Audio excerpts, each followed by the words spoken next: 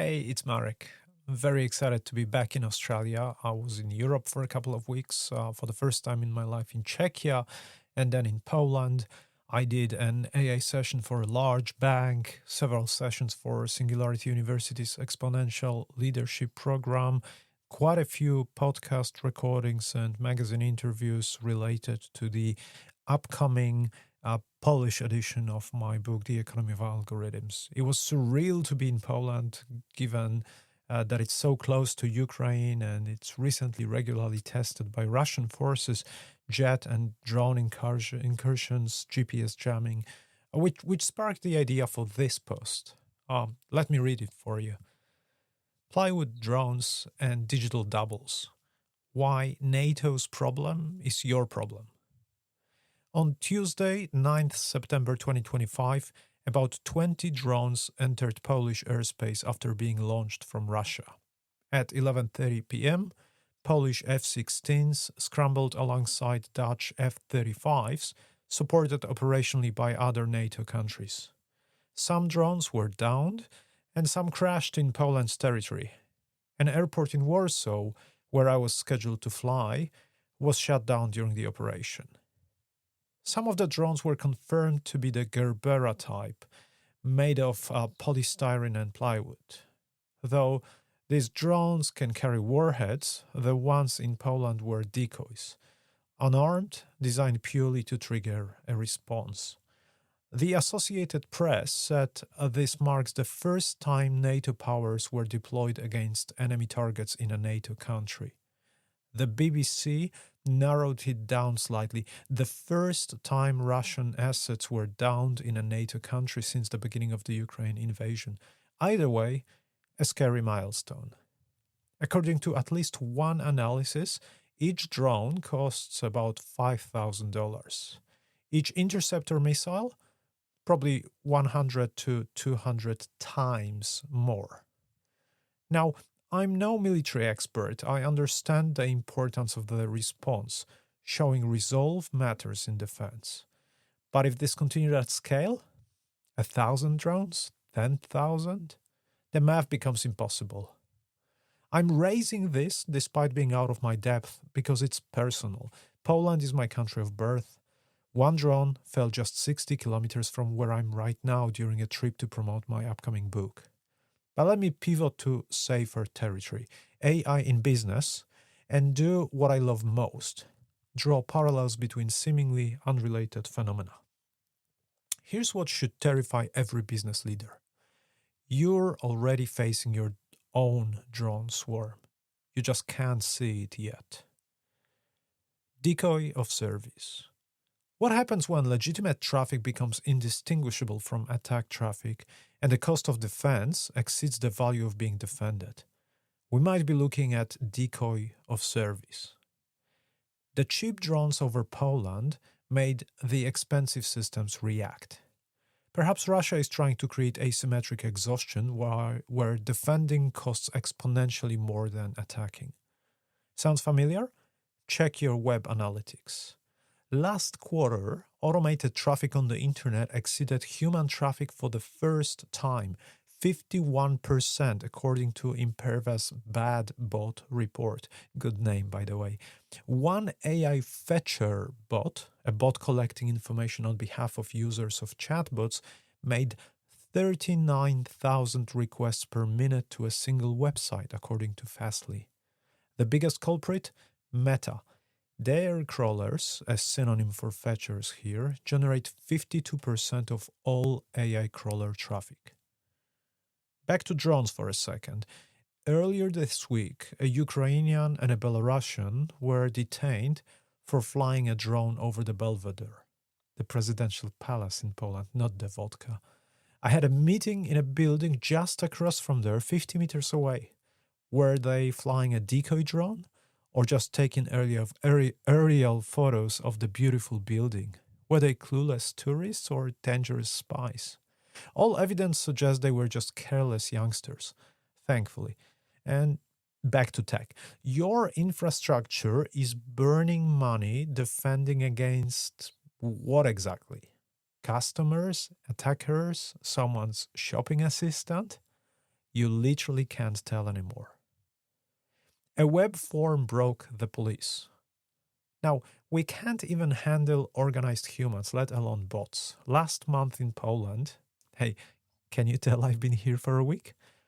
Activists created zgłośparkowanie.pl, a simple web form to report parking violations.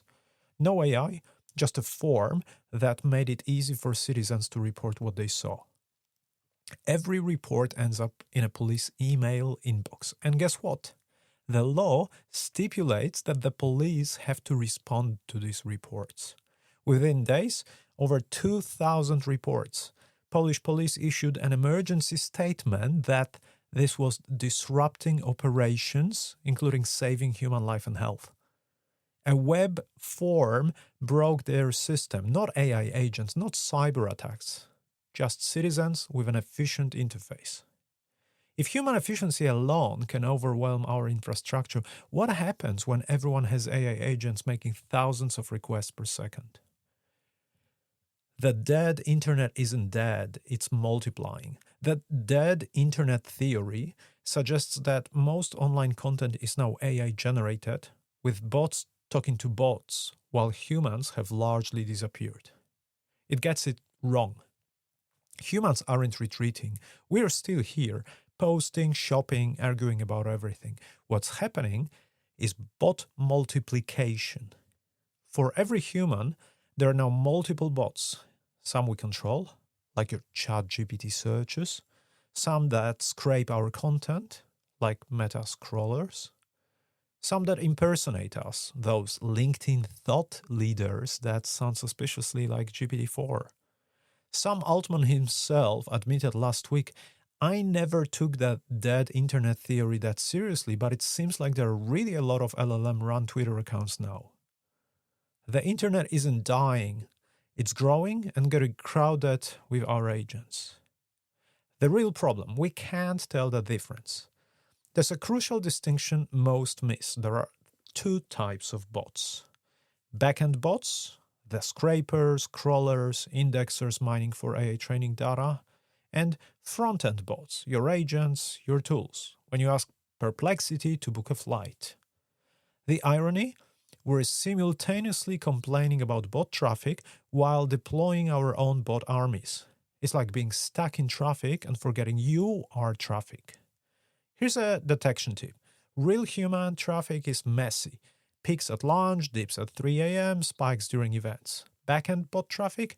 Perfect patterns. If your analytics show beautiful, mathematically smooth traffic curves, you might be looking at bots pretending to be human.